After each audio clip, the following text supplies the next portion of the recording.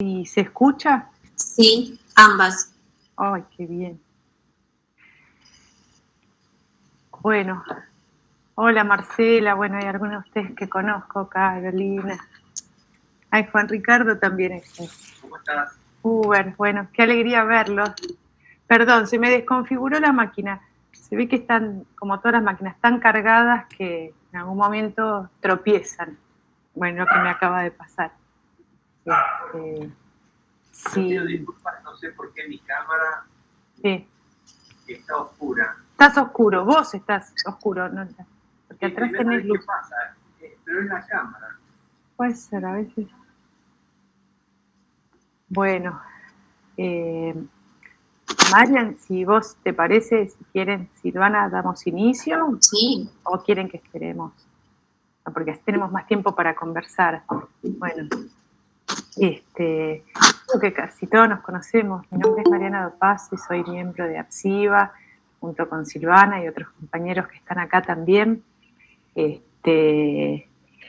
Bueno, otro encuentro más, otro lacito más, otro enganche más, otro hilván de estos que venimos haciendo, que venimos produciendo, y no solamente al interior de APSIVA, porque es con ustedes esto, así que ir hilvanando así es muy bello. Y además, me parece, Silvana, no sé vos qué pensás, pero nos vamos conociendo más entre todos, ¿no? Creo que eso nos anima más a conversar, a autorizarnos, a animarnos, a que se nos vaya un poco la vergüenza, aunque nunca debemos perderla, dice Lacan, ¿no? Sobre todo en esta época. Pero pensaba que aún con eso, ¿no? Creo que lo que APSIVA va contando y va mostrando es eso, que no tenemos nosotras y nosotros el saber para donárselo al otro y desde ahí dar unas charlas brillantes y maravillosas, sino que para nosotros esto circula y es la única forma de poner lo que entendemos como transferencia de trabajo. Así que desde ese lugar es que se vuelve interesante el encuentro, ¿no? Por eso digo, nos animamos más, tenemos más intimidad, nos autorizamos un poco más y construimos o pensamos, ¿no? En un momento que uno diría de pura invención, ¿no? La pandemia nos atraviesa desde un lugar inesperado, inédito y cada vez, y hoy más que nunca, cada vez hay que ver cómo lo vamos armando. Y hoy le toca un tema que nos es caro a todos, me parece, ¿no? Va a trabajar Silvana, que es la invención del psicoanalista en época de confinamiento. No elige cualquier palabra, ¿no? No es inocente Silvana en este sentido. Dice confinamiento. Bueno, ya nos contará, o voy a querer saber más de esto. Para quienes no la conocen, Silvana Zácaro es magíster en psicoanálisis, es miembro de APSIVA y además es sexóloga clínica. Así que, bueno, me guardo para la conversación de después, Silvana. Todo tuyo. Gracias, Sil. Gracias, Mariana. Gracias, Mariana, por la presentación. Escuchaba atentamente tus palabras y haciendo lazos nos permite este maravilloso encuentro bajo el nombre de APSIVA, ¿no? Coordinado por nuestra querida directora Mabel Levato, que abrimos entonces este espacio comunitario, como lo titulan las presentaciones de las charlas, bajo el tejido que a todos nos convoca, que es el psicoanálisis. Y soy muy afortunada en formar parte de este equipo maravilloso, con gente muy, muy querida, y estoy sumamente agradecida por contar con estas posibilidades, porque nos permiten avanzar, investigar y sostener el psicoanálisis. Estos encuentros no solo nos convoca a un deseo decidido en nuestro campo, sino que, a su vez, nos dejan huella de los diferentes recorridos singulares que los miembros de APSIVA comparten haciendo lazos. La propuesta de hoy para dialogar será la invención del psicoanalista en época de confinamiento. ¿Por qué se me ocurrió este tema? Porque estamos más que noticiados que el mundo quedó afectado por un brote epidémico y producto de la propagación, la OMS tuvo que catalogar al COVID como pandemia. Y esta categoría implicó que diferentes naciones impulsaran medidas y una de ellas fue el aislamiento social preventivo y obligatorio, que en Argentina comenzó el 20 de marzo del 2020 y que aún hoy siguen imperiosos los cuidados y el compromiso social. Siempre se divulgó que cada sociedad tiene sus propias sintomatologías y que de alguna manera revelan la verdad acerca de cada sociedad. Pero este virus fue y es muy democrático porque no discrimina, no hay excepción.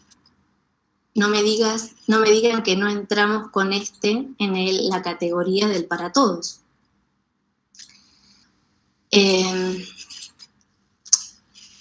Mientras vivimos en cuarentenas, las mutaciones no fueron solo del virus. Por esta razón quería situar desde este escenario nuestra labor y revisar la acción del analista.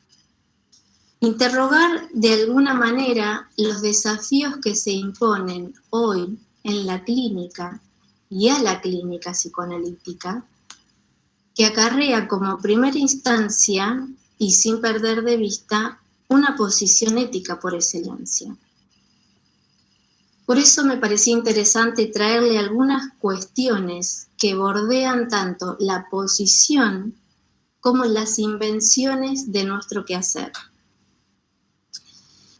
¿Podemos decir que el ASPO fue un intento de estallido del lazo social? Yo diría que fracasó desde la concepción misma, ya que el lazo se rompe por estructura y no por prohibiciones. Lo social se filtra, se trenza de otra manera. Y esto es posible por los intersticios que tiene la palabra. Piensen ustedes que la tecnología viene imponiendo generacionalmente otras vías de lazo. Este encuentro nos sirve como ejemplo. No sé ustedes, pero lo que se llama aislamiento parece desde este lazo todo lo contrario, porque particularmente me encuentro desde mi habitación en más agrupaciones sociales que antes. Y gracias a la tecnociencia en que estamos sumergidos, a través del marco que el teléfono o la compu nos brinda, nos sumergimos en el imaginario de que las cosas continúan. Y ya estamos prácticamente familiarizados en la clínica con el diván que tiene formato de Microsoft Teams o Google Meet o Zoom o Instagram Live, entre otros. Por lo cual es viable ofrecer un espacio para subjetivar los efectos producidos por la pandemia y el ASPO. Por eso estas cuestiones me llevaron a interrogarme si puede el analista, a través del marco, estar a la altura de los desafíos en estos tiempos. Punteé algunas coordenadas que están marcadas preferentemente a lo largo de la enseñanza de Lacan para desplegarlas teóricamente y articularlas a la época. Como bien dirá Lacan en Función y campo de la palabra y del lenguaje en psicoanálisis, mejor pues quien renuncie, quien no pueda unir a su horizonte la subjetividad de la época. Desde esta coordenada es que planteo la invención del psicoanalista para estar a la altura. Pensemos que el horizonte nos orienta, nos impulsa, nos motoriza, nos hace marchar en nuestro deseo y en nuestro campo de trabajo. Desde nuestro campo, y gracias al instrumento del lenguaje, se fundan diferentes y numerosas relaciones. Pero la que no tenemos que perder de vista, en este caso, es la que nos convoca, la que nos implica, y la que nombramos como el discurso del analista. Aquel formalizado por Lacan en el seminario 17, seminario que tituló El reverso del psicoanálisis. Y este discurso tiene una característica especial por contar con una estructura particular y por la distribución de los elementos que se dan dentro de la misma. Elementos que hacen a nuestro quehacer y que me propongo a desplegar. La intención de desarrollar estas cuestiones nos invita a pensar que el lugar del analista es un recurso y que ocupa un espacio fundamental en el terreno analítico. Que el discurso no solo se articula al parletre, como lo llamó Lacan, sino que también se articula a la subjetividad de la época. Y esta articulación, que está implícita, es una manera de indicar que no debemos desconocer el malestar cultural e inherente que habitamos.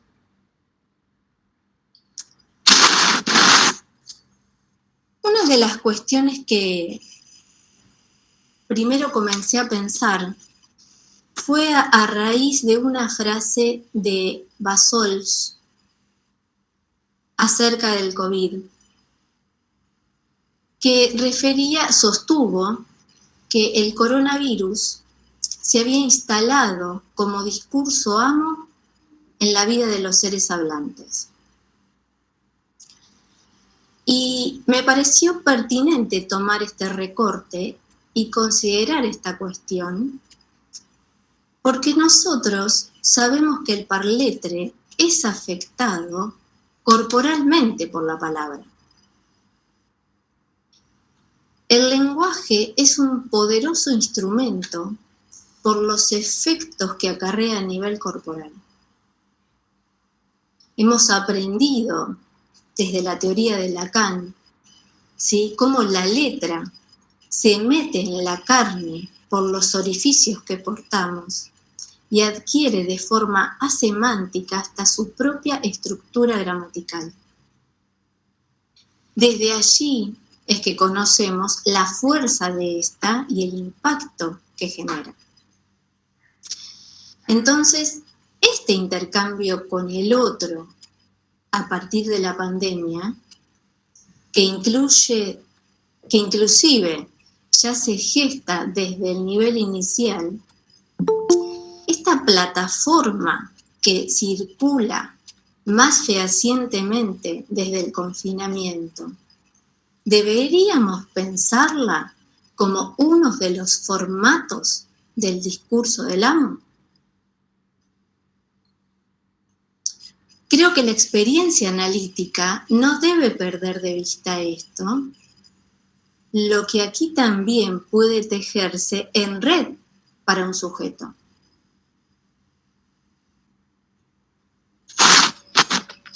Otra cuestión que inclusive circuló entre colegas fueron los sentimientos del analista. ¿Recuerdan qué lugar decía Lacan que tenían? Dice que el único lugar posible es el del muerto, haciendo referencia al juego del bridge. Y dice que si se lo reanima, el juego se prosigue sin que se sepa quién lo conduce. Pero esta posición fue mutándose. En un principio de su enseñanza, vimos que el ser del analista es menos libre en su estrategia que en su táctica. Pero en la tercera, seminario que dio en Roma en 1974, refiere que el analista toma una posición de semblante y relata que para ser semblante, dice, hay que estar dotado. Es decir, hay que tener tela. Dice, ¿pero qué significa esto? Hay que tener tela para no ser amo. Ya dice, desde la fórmula del discurso del analista, se desprende que el saber no está en nuestro lugar, que hay que separarnos de todos los brillos, inclusive de lo que la pantalla da, para pasar nuestro cuerpo de alguna manera y estar como abrigo frente a los sufrimientos de los pacientes. ¿En cuántas situaciones, desde la época que estamos confinados, para impulsar el acto analítico debimos articular esto, dejando entre paréntesis el juego del bridge, para pensarnos en relación a los diferentes modos de aparecer, de marcar, de estar, de poner el cuerpo, aunque el cuerpo en tanto presencia física no esté. La problemática del coronavirus también afectó de modo sistemático todas las cuestiones relacionadas al aislamiento, al distanciamiento y al encierro. Allí también hubo que maniobrar desde nuestra posición. ¿Con qué? Con la realidad que se articula entre la vivencia subjetiva y el contexto. ¿Por qué pienso en este entrecruzamiento? Porque el confinamiento puso en jaque los 3 tipos de peligro que amenazan y atentan contra la vida. Estas 3 fuentes de peligro real que Freud muy bien nos señaló en El malestar de la cultura. Piensen por un momento. Por un lado, la hiperpotencia de la naturaleza, ante la cual estamos totalmente indefensos, desamparados, porque no podemos controlar las mutaciones, la propagación, la expansión que ha tenido el virus a nivel mundial. No hubo barrera geográfica que lo impida. Por otro lado, Freud nos marcó la fragilidad de nuestro cuerpo. Y acá diré el grado de amenaza de muerte a la vida. Es catastrófico, porque a diario golpeó y golpea nuestra puerta. Y por último, la insuficiencia de las normas que regulan los vínculos recíprocos entre los hombres en la familia, el Estado y la sociedad. ¿Qué implica en este entramado sociocultural? La politización respecto a las aspiraciones de los diferentes sectores. Allí también debimos maniobrar.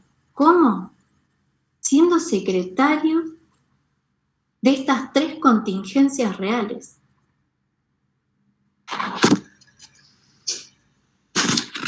Otra de las cuestiones que escuchamos desde el consultorio online son los discursos de aquellos pacientes que comenzaron su espacio de análisis en cuarentena por haber quedado impactados con el virus. El motivo de consulta fue el COVID. Y una de las frases que elegí porque resonó en el espacio fue la siguiente: esto me ha enseñado que vivimos sin garantías. Todos pasamos a ser una amenaza mortal, seamos sintomáticos o asintomáticos. Esto me ha enseñado a que vivimos sin garantías.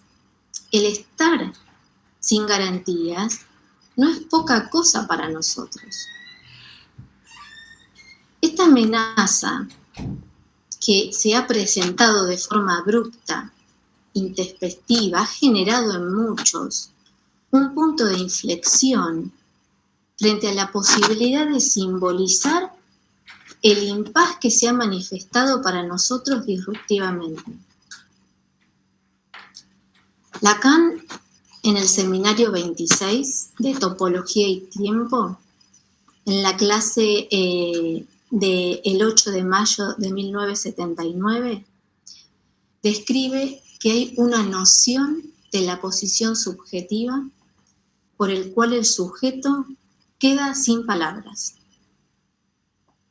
Fulminado, lo llama, asombrado, anonadado, desconcertado, aterrado, estupefacto, en donde queda el sujeto frente a una vacilación con lo real y que reviste distintas constelaciones.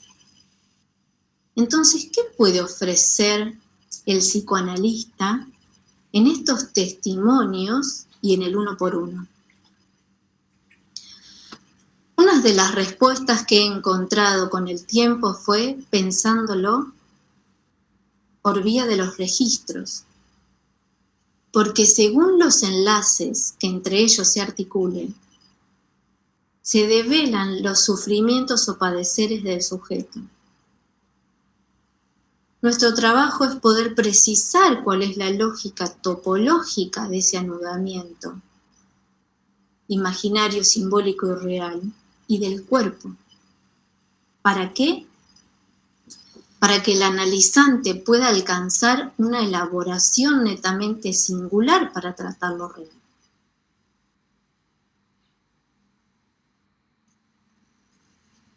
Por otro lado, sabemos que el Estado Nacional ha establecido y establece aún restricciones, medidas, nuevas medidas a través de los comunicados que conocemos como DNU, disposiciones que impartieron diferentes acciones de protección civil. Inclusive hemos tenido operaciones que desplegaron la participación tanto de fuerzas policiales como fuerzas armadas, como sistema de política y control. Estas cuestiones, si las queremos pensar como alteridad, constituida desde el universo simbólico, no dejan de ser de alguna manera intentos de regular el goce. Pero resulta no todo. Porque en el silencio de todo este barullo hay algo que se siente. ¿Y a qué me refiero con esto? Articulo con la teoría. Lacan dirá que el inconsciente puede engañarnos, de hecho lo hace cuando afirma que la verdad del inconsciente es una verdad insostenible, pero las manifestaciones por doquier de algo que no engaña y se siente en todo este barullo es la angustia. La angustia precisamente se sitúa en nuestro cuerpo. Y Lacan refiere que es un sentimiento que surge y que embarga y que se reduce todo a nuestro cuerpo. Entonces, la angustia ante lo traumático, desde el cual se interpela la realidad, pone en jaque los recursos simbólicos e imaginarios del sujeto. Cito ejemplos de algunas expresiones a modo de ubicar el cuerpo y los efectos. No sé si me voy a vacunar. ¿Nos pondrán agua? Esta situación me angustia. ¿La vacuna nos va a modificar el ADN? Dicen que agarra trombosis, ¿cuál me pongo? ¿Para qué le vamos a dar un shock a nuestro cuerpo cada 6 meses? No puedo confiar por el poco tiempo que tuvo desarrollada. No protege contra el COVID. Y las personas se cagan muriendo igual. Los efectos secundarios me aterran. Son peligrosos y desconocidos. Ya tuve COVID, estoy inmunizado. ¿Podré evitarla? Prefiero que se la vayan dando otros y ver qué pasa. ¿Qué quiero compartir con estos ejemplos? Que el COVID tocó el decir de cada quien. Este decir, no nos olvidemos que resuena a nivel inconsciente y a nivel corporal. Y el dispositivo debe ofrecer, facilitar, alojar, aliviar los efectos que todo esto provoca. Otra de las cuestiones que tuvimos que tener presente fue que el analista debió ponerse al servicio de las urgencias subjetivas.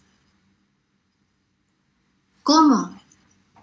Alojando en una primera instancia la urgencia, ofreciendo la escucha y contención necesaria que sirva de amparo y resguardo. ¿Y por qué es tan importante considerar esto? ¿Por qué es importante ofrecérselo al sujeto? Para que encuentre en nuestro espacio una manera de canalizar eso que lo desborda. Una vez pasada la urgencia y aliviado el cuerpo, entonces allí encontramos maniobras, como bien marcaba Lacan en La dirección de la cura y los principios de su poder, que son causa del sostenimiento de la asociación libre y donde implica aplicar la regla fundamental analítica. Desplegando esta cuestión desde Freud también, que lo encontramos en el texto sobre la iniciación del tratamiento, será entonces acerca de la atención parejamente flotante en relación a la escucha del analista, para poder pesquisar que en los dichos del paciente lo imposible de decir. No nos olvidemos, como bien menciona Lacan en Escritos 2, que el psicoanalista sin duda dirige la cura. Pero el primer principio de esta cura es que no debe dirigir al paciente. Este mismo lugar también involucra lo que el analista debe pagar. Sin duda, con palabras, y acá también estoy hablando de los efectos que tiene en el analizante la palabra, como por ejemplo es una interpretación. El analista desde su táctica, política y estrategia marca entonces el habla, puntúa los silencios, mantiene los espacios, convirtiendo a la interpretación analítica en un hecho de puntuación. Hemos marcado anteriormente los efectos que tiene la palabra. en un doble sentido lo tenemos que pensar. Si nos situamos a la altura del seminario 3, vamos a encontrar a un Lacan hablándonos de la estructura de la palabra y haciendo referencia a que el sujeto reciba su mensaje en forma invertida. Es una forma de citarle su propio texto, de recordarle al sujeto lo que dijo. Es una forma de hacerlo responsable de sus dichos. Ahora, si nos vamos al último periodo de la enseñanza, no debemos como analistas olvidarnos el concepto de interpretación por medio del equívoco, la que encontramos desarrollada en el atolondradicho. Aquí se trata de una especie de depuración de sentido que nos orienta a lo real del síntoma, cuyas hilachas nos conducen y nos permiten bordear y aproximarnos hasta ese cuerpo que goza. Esta interpretación apunta a romper el sentido para ir en dirección del sinsentido. Esto da la posibilidad para que el sujeto encuentre en su singularidad la manera que le permita anudar eso que no anda. Esto entendiéndolo como este saber hacer tan mencionado de Lacan, recursos, en otras palabras, para regular el goce de cada quien. Entonces nuestra invención no tiene específicamente que ver con levantar los síntomas de quien consulta, sino con poder acompañar a ese parletre en la soledad de su goce, en ese saber hacer con eso que no anda y que le es tan propio. Como hemos venido mencionando, el COVID formó parte de los motivos de consulta y de los espacios en sesión que cada parletre le ha dado. Sabemos que el punto de partida de cualquier demanda de análisis siempre va a ser receptora de infinitos efectos que revisten todas las cuestiones sintomáticas. Cuando un sujeto dirige su padecer a un analista, lo hace bajo la suposición de un saber. Sin embargo, se encuentra con alguien que sabe que no sabe y que por eso precisamente escucha, para permitir que la verdad se manifieste en las palabras de cada quien. En esta articulación que se da entre el analista y el analizante, ambos sometidos a la estructura del lenguaje, en este espacio donde la asociación libre y la escucha flotante darán espacio a que se recreen las resonancias del camino singular del análisis. Entonces, el psicoanalista, ofertando esta regla fundamental, podrá acceder a los registros, a la topología de cada paciente. Ahora, ¿qué pasa? Como nos hemos encontrado en pandemia cuando los sujetos no hablan. Hemos venido describiendo al sujeto en términos de parletre. Este sujeto que parla, que habla y habla, porque es habitado por el lenguaje. Pero aquí ha quedado demostrada la propia división estructural. Y es que la palabra no completa lo real del viviente. El cuerpo es el que habla desde el silencio. Se trata entonces, en cuanto a presencia del analista, de escuchar la exigencia del cuerpo. ¿Y qué es lo que apareció en estos tiempos? Un circuito pulsional más acotado, una inmediatez corporal.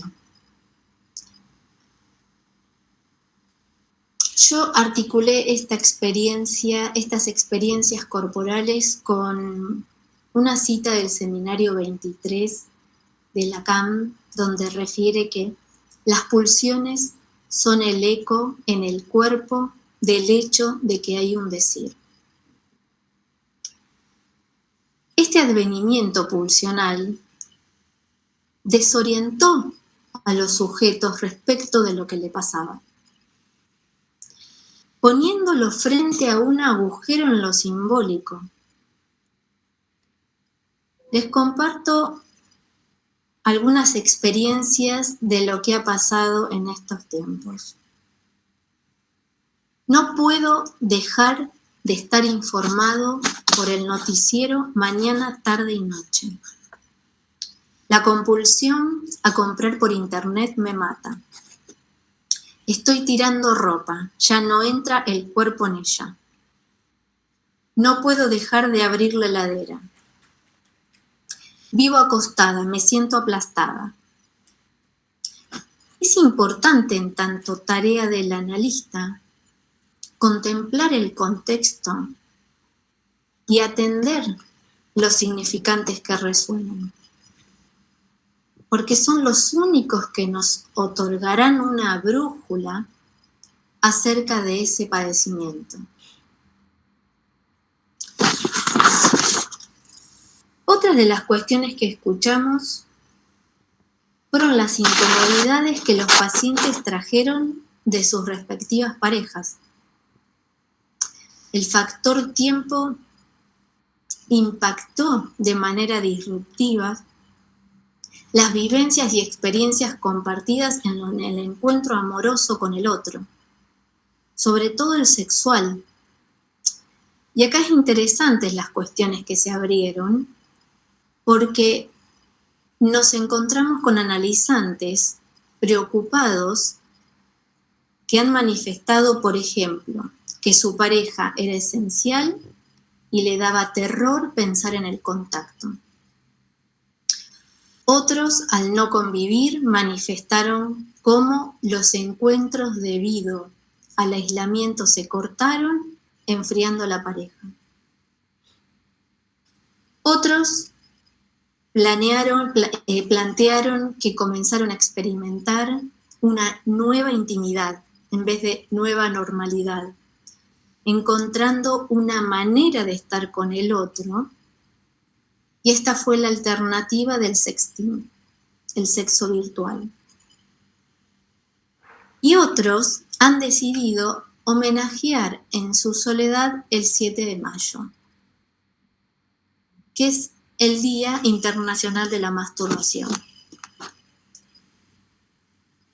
Es importante escuchar cómo el modo habitual de goce de cada quien vacilaba. El estar con el otro, para algunas parejas, abrió un vacío, visibilizándose lo real del lazo. Cito otros ejemplos. La convivencia 24/7 nos mató. El confinamiento nos mostró que nada tenemos en común. Termina la cuarentena y me separo. Esto sacó lo peor de nosotros. Entonces, ¿cómo amortiguamos las diferencias? Lacan, en el seminario 19, en su clase del 6 de enero de 1972, relata un poema de Antonin Tougal que dice así: entre el hombre y la mujer está el amor. Entre el hombre y el amor hay un mundo. Entre el hombre y el mundo hay un muro. entre nos permite pensar en este impas disruptivo que no pudo soslayarse con lo cotidiano.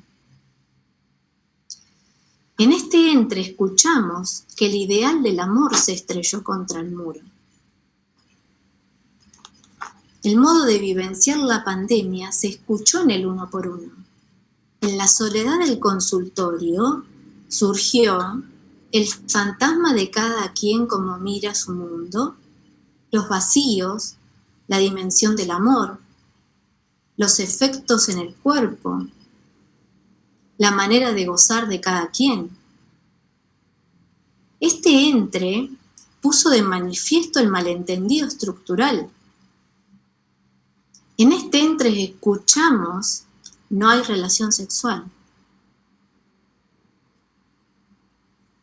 Otra de las cuestiones que estuvieron presentes en el espacio fueron las internaciones familiares, de amigos o conocidos, cuyas anécdotas la voy a llamar de esta manera porque la transición que pasaron fue complicada. Bordearon el desgarro subjetivo.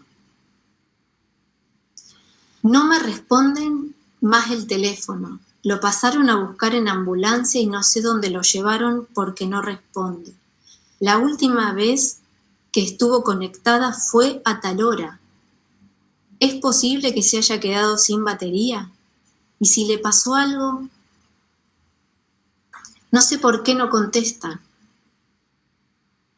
Ya Lacan, en Función y Campo, nos decía que el llamado implica como tal una dinámica de presencia y ausencia, lo que conocemos como núcleo simbólico por excelencia. Entonces, mensajes sin respuestas, llamadas que no llegan a destino, se transformaron en el choque más terrible con lo real de la muerte o de la amenaza de muerte. Atento que agujerea lo simbólico. El quedar a la espera de lo que puede llegar a ser lo peor es lo más arduo de simbolizar por lo traumático que resulta. Y hay que pensar como analistas y desde nuestro discurso que cada espera del otro lado del teléfono conlleva su propia singularidad. El quedar a la espera de una noticia queda para nosotros eminentemente articulado al concepto de trauma. Acá no me refiero a lo que sucedió y que puede resonar en un trabajo de análisis, sino más bien lo pienso desde la concepción lacaniana, desde la definición de lo que no cesa de no escribirse. Será un trabajo artesanal y en el uno por uno de cómo acotar sin circunscribir o tratar este punto real, donde la espera marca una y otra vez el testimonio de lo que las agujas del reloj no revelan. Nosotros sabemos que el trauma es inherente a nuestra propia existencia. De hecho, hay un desarrollo muy rico en la obra de Lacan, evidencia inclusive que encontramos específicamente en el seminario 27, que nos deja una reseña acerca de que nosotros somos traumatizados por el malentendido. De hecho, en la clase 1 del mismo seminario, que se llama Carta de Disolución, hace algunas referencias que les quiero compartir, una cita nada más para que tengamos en cuenta por qué viene en este sentido. En el intervalo entre la palabra que el hombre desconoce y lo que él cree, hacer pensamiento se enreda. Entonces, el analista debe maniobrar en esta situación, porque siempre hay un un malentendido estructural. No solo el malentendido de y con las palabras, sino que hay algo más que traumatiza al sujeto y que Lacan lo denominó la langue. Es decir, uno es el malentendido en relación a las acepciones semánticas, lo que hemos aprendido, por ejemplo, en relación a la cadena significante, al sentido común. Y el otro es asemántico porque guarda una estructura gramatical propia, que solo nos acercamos por aproximación, contorneándola. Recuerden que Lacan nos desarrolló toda esta cuestión de que el lenguaje, dice, sin duda está hecho de la langue. La langue es la sustancia de goce y es la resonancia del lenguaje en el cuerpo. Entonces, desde esta cuestión, ¿sí?, me parecía pertinente pensar el concepto de trauma desde frente al impacto que trajo o que acaeció los resultados de la pandemia. Recordemos que en el seminario 23, Lacan le da un mayor estatuto al cuerpo. Es más, comienza su seminario haciendo una referencia de quién sabe lo que pasa en el cuerpo. El cuerpo, entonces, como superficie de inscripción de Lacan, se ha encontrado en esta pandemia con marcas que evidenciaron su despedazamiento.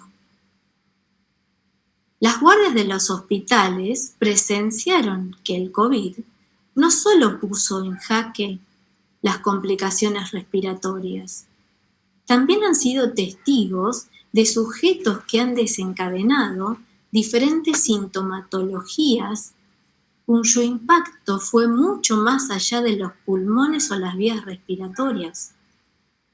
Cuadros que cursaron con alucinaciones visuales y auditivas, cuadros que cursaron con episodios depresivos, demandas psiquiátricas por doquier, urgencias que dejaron en evidencia los cuerpos totalmente reducidos al fármaco. Cito algunos ejemplos. El alma se me fue del cuerpo. Estoy anestesiado. Me siento quebrado por dentro. No pego un ojo. El pijama quedó pegado a mi cuerpo. ¿Qué nos dice Lacan en este seminario? Que el cuerpo a cada rato levanta campamento. Creemos tenerlo, y en realidad lo portamos por el solo hecho de ser seres hablantes. No nos olvidemos que el espejo fue el primer recurso para construir una imagen que permita decir que esa carne pasa a tener estatuto de cuerpo. De allí que el cuerpo deviene metáfora, y esto muy bien lo describe Lacan cuando nos muestra la importancia del otro en esta constitución. Pero podemos articular desde la última enseñanza los efectos de la pandemia, es decir, el impacto que ha puesto en evidencia el imaginario corporal de cada quien. Esto lo debemos contemplar y debemos ser garantes de la verdad de cada uno, que cada uno atraviese. ¿Para qué? Para que el analizante pueda recuperar un poco de cuerpo. Como decía, ¿se acuerdan de la propaganda del Té La Virginia? El Té La Virginia decía, tomate 5 minutos y tomate un té. ¿Para qué? Porque es una manera de frenar la maquinaria simbólica y abrir otros sentidos más gratificantes.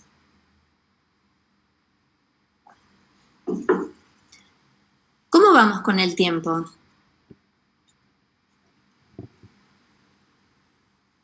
Bien. Otras de las cuestiones donde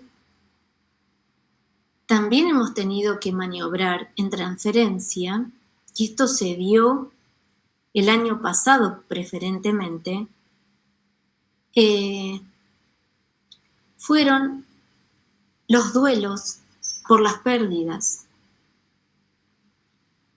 los velorios, la ritualización de la muerte o ceremonia para despedir al familiar habían quedado totalmente prohibidas. El poder despedirse desde la perspectiva que los discursos despliegan culturalmente a lo largo de la historia ha sido y es un tratamiento donde a través de estas ceremonias o ritos se introduce la simbolización de ese agujero que el significante no puede traducir. Entonces, prohibido el espacio social, el acompañamiento y lo que implica el rito funerario, se autorizó, se legitimó el espacio de análisis para escribir el duelo. Hemos tenido que trabajar no solo con lo imposible, sino con la castración de cada quien, porque debieron maniobrar no solo la prohibición, sino también aquella creencia que resulta eficaz para semblantear lo real como es el rito. Todo esto, por supuesto, sin olvidarnos, como refiere Lacan en el Seminario de la Angustia, que de lo que se trata fundamentalmente es de recuperar la función de la causa del deseo. Por eso me parecía pertinente no perder de vista el discurso del analista, la función, nuestra posición en este lazo de dos. Otra de las cuestiones a tener en cuenta es la que nos ofrece Lacan en el Seminario 24, cuando nos propone el arte como saber hacer. Esto no lo pienso en términos del trabajo que conlleva solo para el analizante, sino el saber hacer del analista en este campo, en esta clínica online, donde hoy está determinada por una época marcada por una pandemia y por el cual debemos bucear desde nuestro lugar con las resonancias subjetivas y con lo que conlleva. En el texto Hablo a las paredes, Lacan nos reseña que este acto de saber, que verdaderamente no sabemos, proviene de un saber supuesto, que es el inconsciente. Y nuestra herramienta de trabajo es la cual arribamos por medio de la función de la palabra para tocar y bordear ese inconsciente real. El analista deberá, desde el discurso analítico, sostener desde su posición de semblante, y en esta posición lo que circula entre el saber y la verdad. El síntoma tendrá todo su estatuto de verdad, pero el saber del analista tendrá desde ese no todo el camino que lo implica en cuanto a su praxis, a su ética, a su investigación y a su trabajo de análisis. Praxis que se pone en juego en el uno por uno y que no contempla absolutamente ningún manual clasificatorio, porque es algo que se desembrolla y embrolla en el caso por caso. No debemos olvidarnos del discurso del analista, de su función, de su posición, de su modo de ubicarse y cómo se responde en transferencia. Estas son algunas de las apuestas para ir en contra de las infatuaciones de saber, para no hacer de ese agujero un tapón de sentido, sino con ese agujero de quien consulta, hacer un modo posible donde se lo pueda bordear, dando la posibilidad de un nuevo arreglo con el goce. Hoy, el COVID nos puso a trabajar fundamentalmente a investigar las repercusiones y la gran variedad de respuestas de los sujetos que se ha acontecido. Para ir cerrando, me gustaría agregar algo que tenemos que tener presentes, que es que el psicoanálisis surgió como un síntoma. Tomemos aquella llegada de Freud y Jung a Estados Unidos, ¿recuerdan?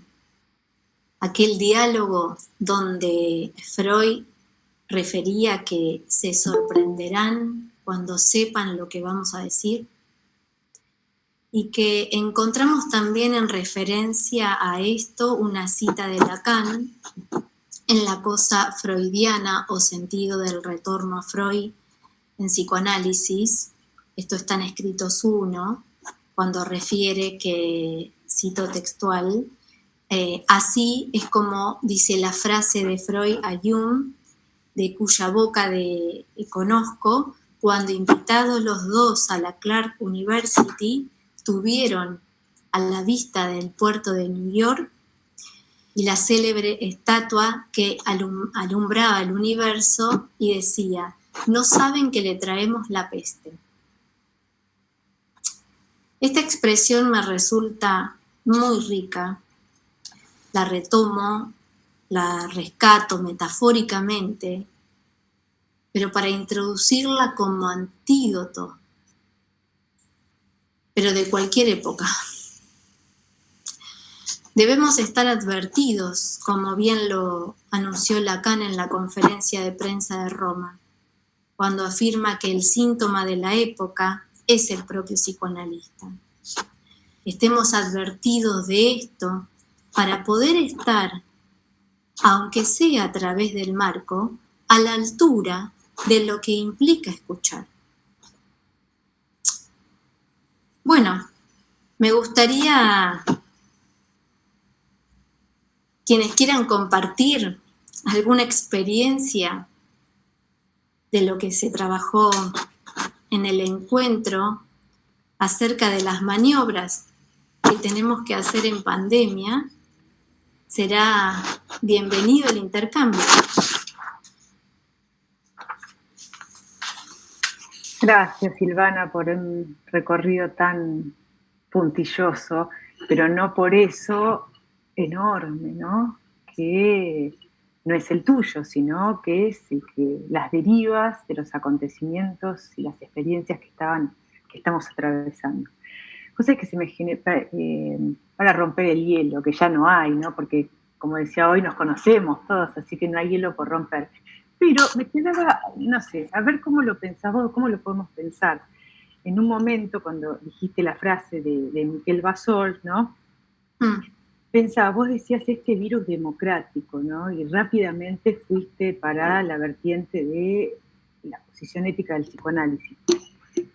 Y pensaba esto, ¿no? Sí, ¿cómo lo pensabas vos? Este virus democrático a mí me suena raro, ¿no? Porque uno podría pensar que en tanto discurso capitalista, ¿no? El discurso del amo promueve eso que vos marcaste bien con la categoría del para todos totalizante, ese igualitarismo, ¿no? Pero que a su vez en ese mismo igualitarismo que propone, ¿no? Segrega, porque dice para todos dice en estos términos, para todos el mismo goce, ¿no? Digamos, ahí introduciendo algo no solo normativo, sino normativizante, ¿no? ¿Cómo pensarlo? Me suena, digo, es democrático y después las otras coordenadas, ¿no? Digamos, uno puede decir más de la biopolítica o de la política, es democrático, ¿no? Me quedó resonando, no tengo una respuesta, no es una pregunta, es algo que Absolutamente. Absolutamente. Yo creo que es una pregunta más que interesante porque a mí también me quedó abierta. Cuando lo pensé, lo cité, digo, hablamos de que el COVID trajo, es una forma de marcar el discurso del amo. La verdad que me quedó abierta esta pregunta y quería compartirla con ustedes porque para seguir reflexionando en función de si digamos, por eso lo planteé como plataforma, ¿no? Forma parte de una nueva plataforma del discurso amo en tanto virtual.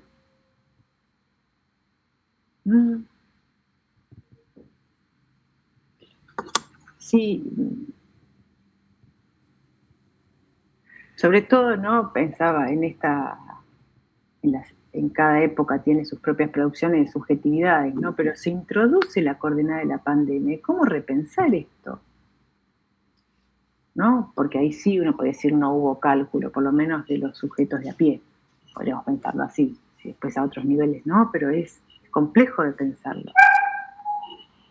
Porque ya no es que estamos afuera, no es una precup, una posteriori de esto. Estamos en la vorágine de la ola misma, ¿no? Y con el padecimiento subjetivo que vos nombrás, ¿no? Con todos estos ejemplos que trajiste en relación al amor, al otro, al sexo, a lo familiar, a la profanación de los rituales de muerte y de sepultamiento de los seres queridos, ¿no? Pues es todo el orden de la complejidad en ese sentido. Sí, absolutamente. En un principio, cuando empecé a armar, digo, todo comenzó desde el lugar de la pandemia en el discurso, dentro del discurso, cómo se empieza a enlazar. Pero si me quedaba allí, el recorrido iba a ser diferente. Entonces me parecía rico también poder compartir las experiencias de distintos analizantes por las situaciones que los ha atravesado y poder tomar, digamos, de alguna manera,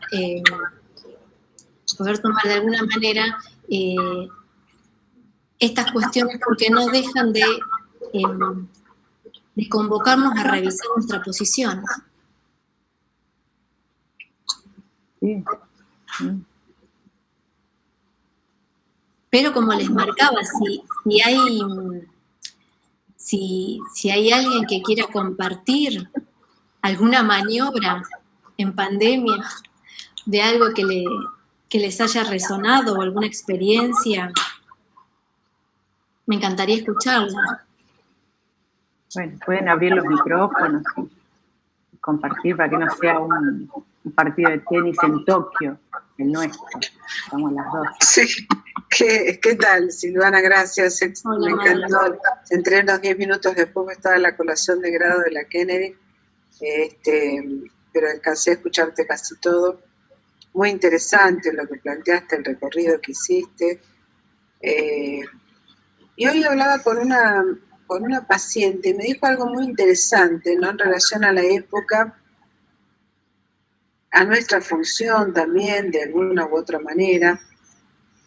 Bueno, ella es una persona que está muy imbuida en la política, en el buen sentido, ¿no? En su trabajo, en comunidad, trabaja en una comunidad, o sea que es psicóloga, pero tiene todo un quehacer social. Y que ella tenía un pensamiento que hoy creo que no nos está escuchando, pero bueno, me encantaría que estuviese para que lo hablara mejor. Lo dijo muy claramente, que ella pensaba que la pandemia, a pesar de muchos autores que lo dan como una caída del capitalismo, ella lo piensa como un triunfo del capitalismo. Yo también. Sí. Y me hizo pensar que lo que se perdió es la última posibilidad del socialismo. Porque si hay algo que al otro no le interesa en este momento, es el semejante. El prójimo, como lo querramos llamar, el otro. Hoy me pasó en la calle, que yo iba caminando, venía de acompañar a mi hija vacunarse. Ahora es al revés, los padres vamos a acompañar a los hijos. Y veníamos caminando y una mujer me pasó por encima, literalmente, no me vio, me chocó de frente y pasó. Yo medio que dije, ay, ¿qué pasa? Bueno, y ni siquiera registró mi voz. O sea que esto es lo que está pasando. El otro te lleva puesto. Bueno. Y no hay ni disculpas ni registro. No registró que lo había hecho. O sea que esto pasa cotidianamente, no es una cosa. Lo que ha ocurrido en la calle es muy, no es porque uno esté alerta solo. Yo pensaba que era por el temor al contagio. Y no es que no, ese cuerpo que se ha desdibujado tanto, no hay registro de que lo tiene. Y arremete. El otro quiere pasar y pasa. Y por donde sea. Me pasa constantemente en la calle. Uno termina o golpeada o de alguna manera alerta porque no sabemos por dónde va a venir el desencuentro con el otro. Es un permanente desencuentro. O sea que es muy peligroso lo que está ocurriendo en todo sentido. Nosotros los analistas tenemos que repensar muy bien, Silvana, nuestra posición en el encuentro de nuevo cuando estemos totalmente en el consultorio. ¿Qué va a ocurrir? Sí, eso no se va a retomar todos los pacientes no van a volver. Y bueno, la maniobra del diván, que de alguna manera en mi caso yo lo utilizo, o sea que contáramos con la llamada, de alguna manera le pido que cuando hago esta intervención, cuando alguien insiste mucho con la mirada, que pase al diván en el sentido de que no me mire y que me llame, y está funcionando como un acto analítico. Ahí le saco el objeto de mirada, porque muchas veces es un objeto gozoso, que lo único que hace es que a uno no lo deje escuchar bien. O sea que he inventado un diván que es vía telefónica, pero a mí me funciona, sin la imagen. Cuando es necesario, cuando comienza el análisis, no en cualquier momento, no es que me molesta la cámara y lo saco de cámara, sino que lo utilizo como una herramienta. Como si eso fuese parte de, no sé si es lo mismo, pero yo siento que el cuerpo lo pongo. Todo lo demás teórico estoy totalmente de acuerdo con vos y quería contar esta experiencia de una invención que he hecho y que me parece que a mí me resulta. Yo la escucha mía funciona hasta, te diría, mejor que con la mirada cuando tenía el paciente delante, pero uno extraña también esa cotidianidad del ritual. Lo que se ha perdido es el ritual, de bajar, buscarlo, subir, la palabra vacía. Casi no hay palabra vacía. La sesión comienza en el acto. Claro. En la llamada. En la llamada. En la llamada. O sea que vamos a repensar mucho esto. Y bueno, la peste que le llevó Freud, nosotros tenemos que retomarla con esta peste y que de esto podemos utilizar de la virtualidad para siempre, porque parece que llegó para quedarse. No digo en todos los pacientes, porque hay gente que por su historia necesita la presencialidad, pero bueno.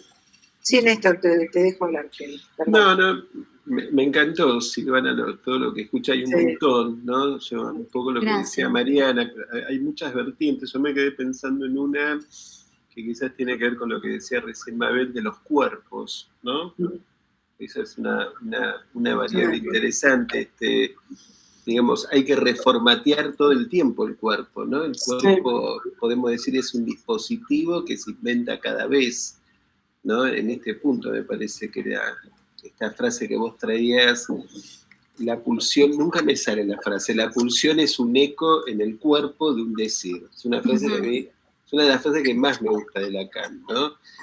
Y otra cosa que pensaba en relación a los ejemplos, sobre todo el año pasado, en relación a la invención, digo, esta pandemia nos reinventa a nosotros como practicantes del psicoanálisis y a los pacientes. Yo he tenido ejemplos de pacientes que en pandemia y con este tema del encierro, sin embargo, redescubrieron espacios en la casa. A mí me pareció eso muy interesante.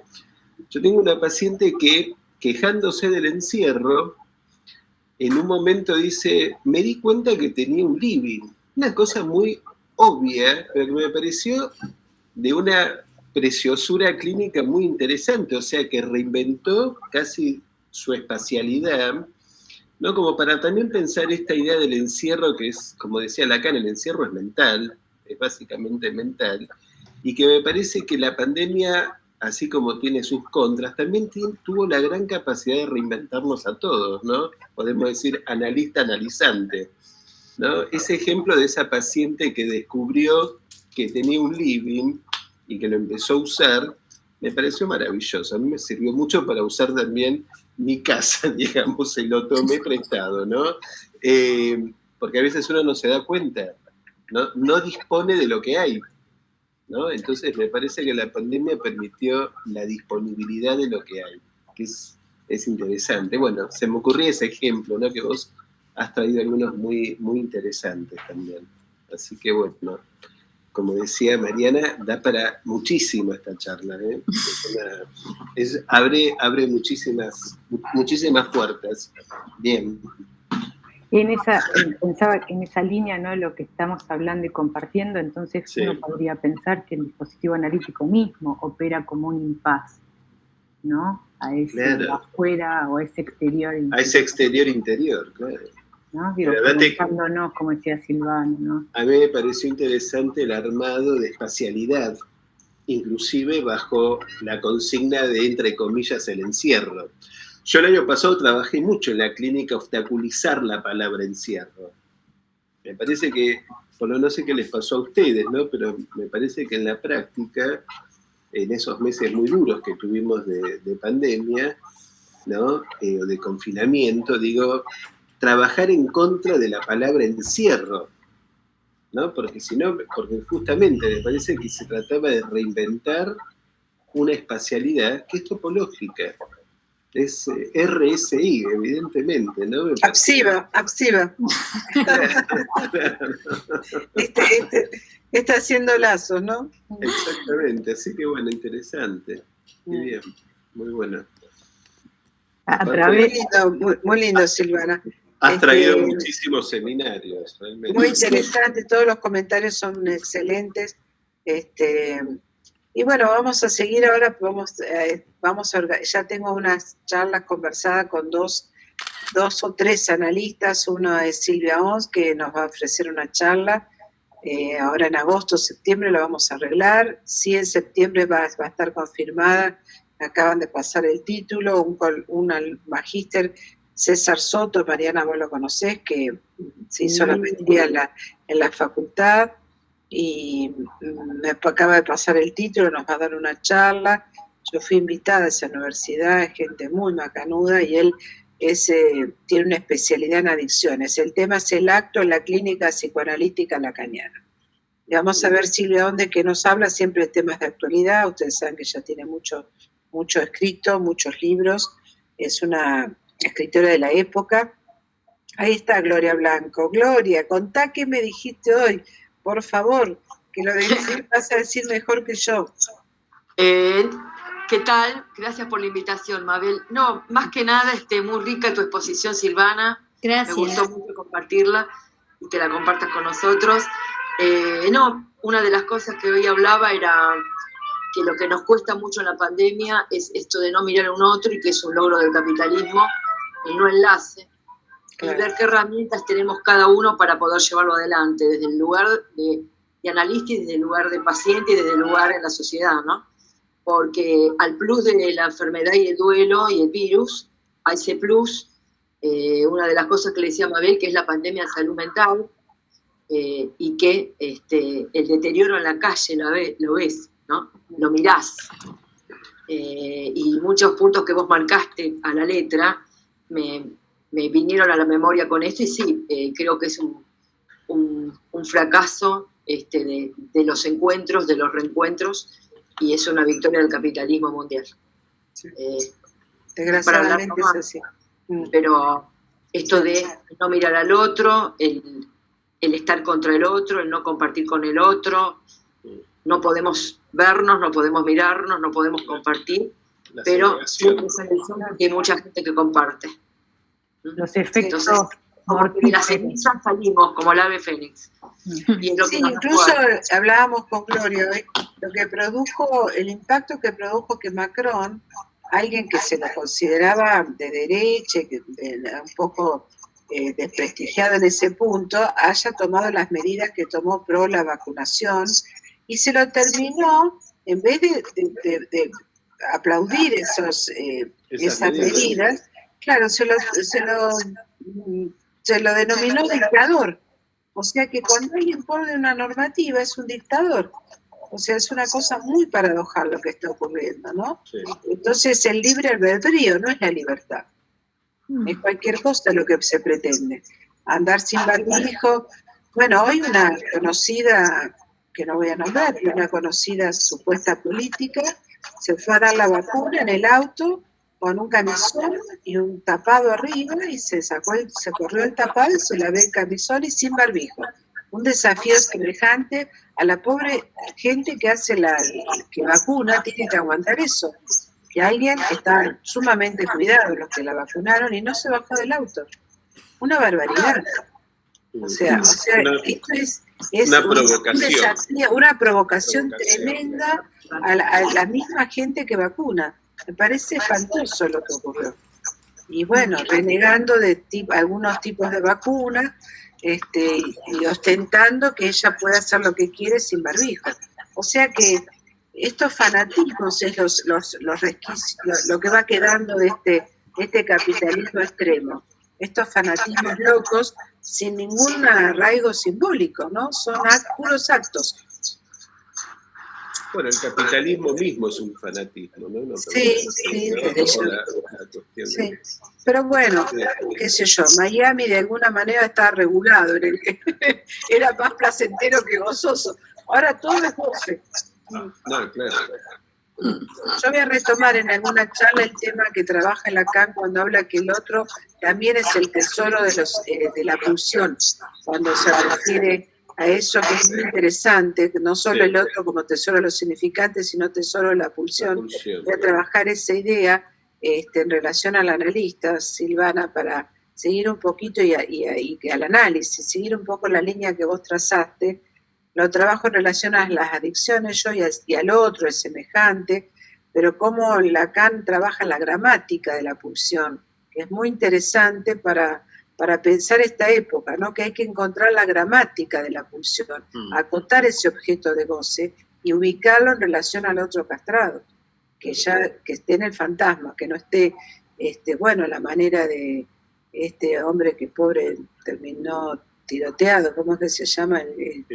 Chano, claro, que Chano. estaba totalmente desorientado en todo su quehacer, y bueno, no sé bien qué aconteció, porque no quiero opinar de si estuvieron bien, mal, ya no me incumbe eso, pero sí ahí se ve el desarraigo absoluto de un goce en las adicciones, ¿no? Y el adicto es casi el paradigma de la época, porque todos somos adictos a algo en este momento. Es un goce descolocado, ¿no? Por eso yo voy a dar una charla, supongo que en septiembre o octubre más tardar, y bueno, la idea es de hacer de todas estas conferencias un libro que ojalá se logre el año que viene, porque eso va a llevar tiempo de grabarlo, o cada uno ponerse a escribir lo que dijo, con su propia grabación.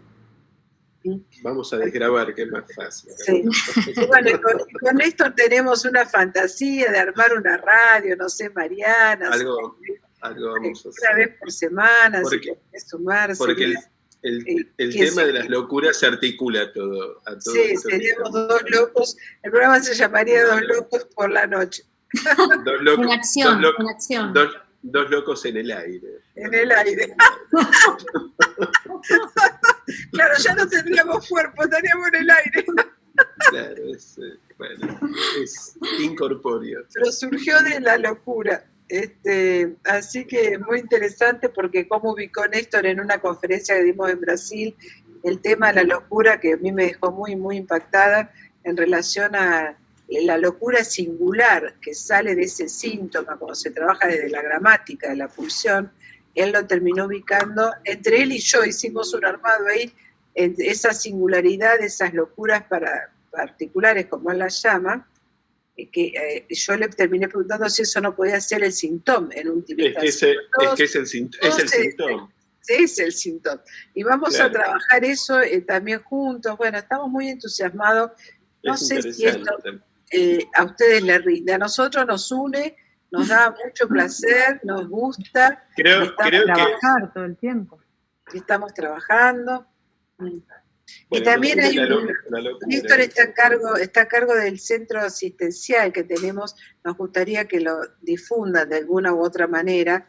La idea es armar un posgrado con pasantías y por eso se ha armado un centro, una parte asistencial de la institución, tiene una pata asistencial que Néstor, en el link de ASIVA figura el teléfono de él, que sería el coordinador.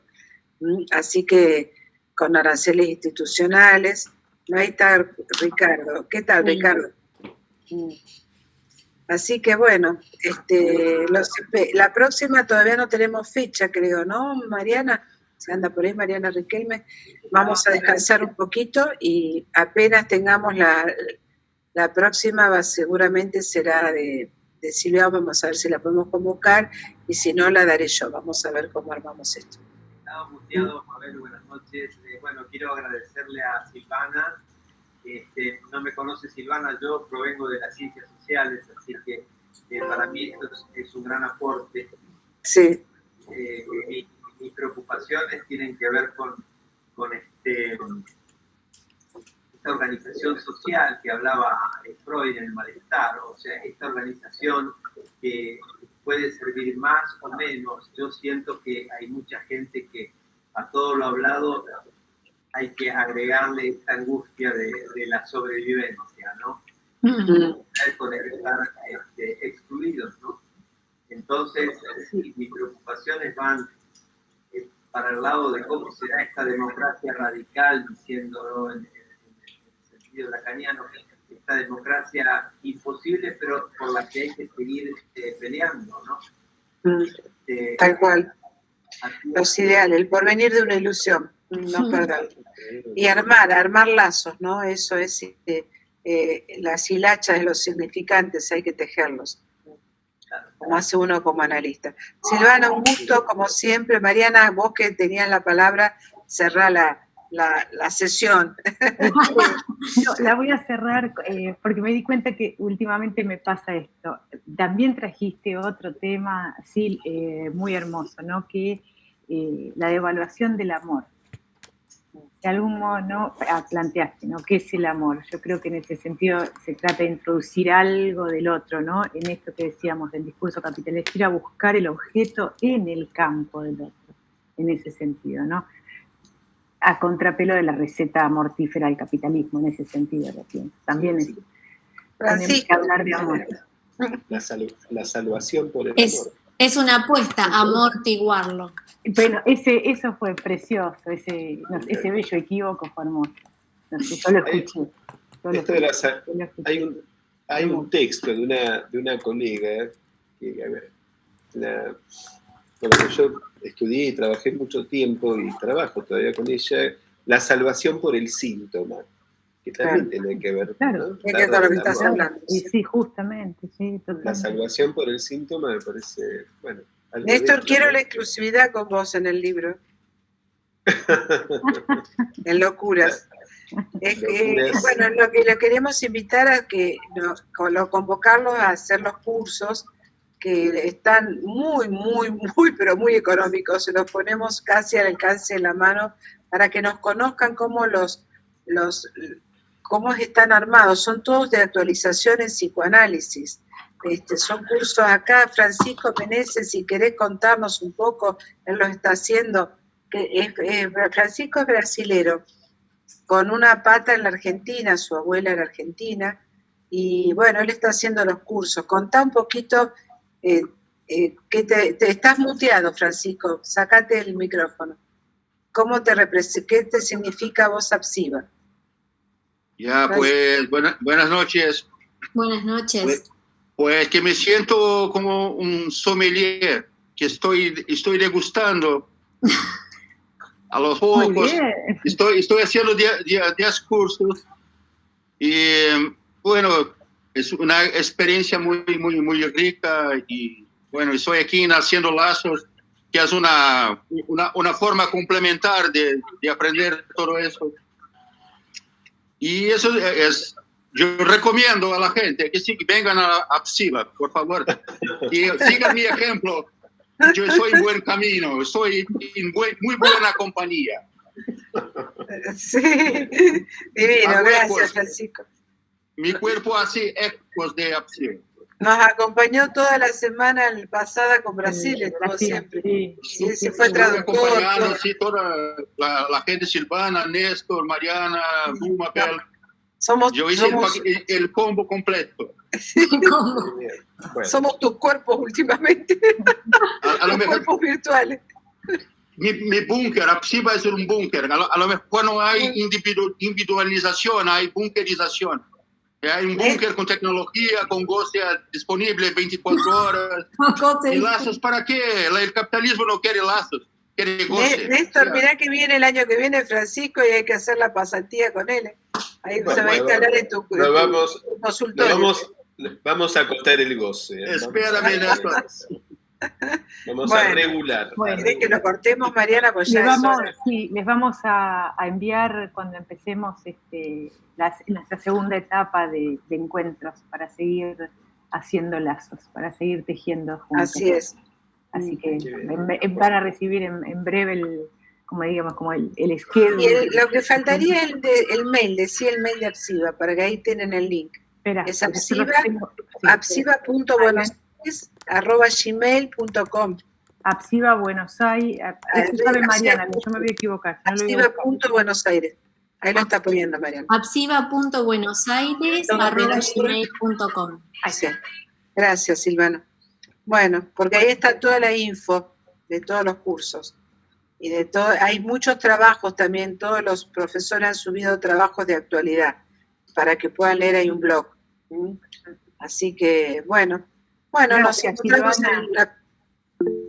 Gracias a ustedes. Gracias. Espero que les haya gustado. Gracias.